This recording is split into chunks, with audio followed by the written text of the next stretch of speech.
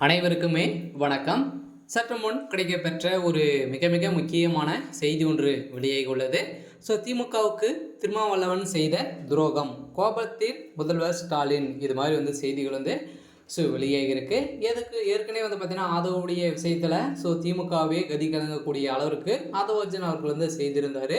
இது செய்யக்கூடிய சொன்ன ஒரே ஒரு ஆள் யார் அப்படின்னா திருமாவளவன் அவர்கள் தான் இதற்கான காரணம் அப்படின்ற மாதிரி பார்த்தீங்கன்னா அவர் பேசக்கூடிய இதை அனைத்துமே பார்த்துட்டு நீங்கள் மிக சாதாரணமாக இருக்கீங்க அப்படின்றது பார்த்தீங்கன்னா திமுகவுடைய தலைமையகத்திலேருந்து இவர் மீது பார்த்தீங்கன்னா அழுத்தங்கள் கொடுத்துட்டு வந்திருந்த நிலையில் இப்போ ஏற்கனவே ஒரு நிகழ்ச்சியில் பேசிய திருமாவளவன் அவர்கள் பார்த்தீங்கன்னா கூட்டணி தொடரும் அப்படின்ற மாதிரி பேசியிருந்தார் இல்லையா. இதை தொடர்ந்து இப்போ பார்த்தீங்கன்னா திருமாவளவன் விடுதலை சிறுத்தை கட்சிக்கு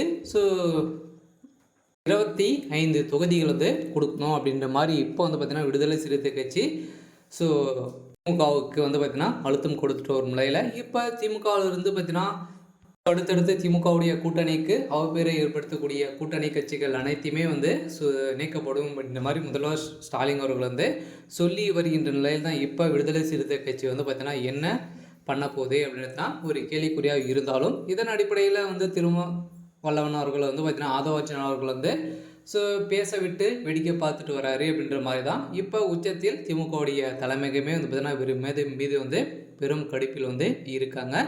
திமுகவுக்கு ஏற்கனவே நிறைய பிரச்சனைகள் இருந்துட்டு ஒரு நிலையில் இந்த பிரச்சனையின் அடிப்படையில் திமுக செய்த ஊழல்கள் அனைத்து பட்டியல்களும் நிறைய டாக்குமெண்ட்டுகள் வைத்து ஒரு நிலையில் பார்த்தீங்கன்னா ஆதவர்ஜன் அவர்கள் இப்போ வெளியிடக்கூடிய நிலைமை வந்திருக்க நிலையில் தான் திமுகவுடைய தலைமையகத்துக்கு ஒரு மிகப்பெரிய இடியாக விழுந்திருக்கு இல்லையா. ஏற்கனவே விடுதலை சிறுத்தை கட்சிகள் என்கிறார் அரசியல் பார்வையாளர்கள் ஆதவர்ஜனாவை தொடர்ந்து வன்னியர் அரசும் திமுகவை நெருக்கடி தரும் வகையில் போட்டிகளை கொடுத்து வருவதால் போனால் போகட்டும் என்கிறார்.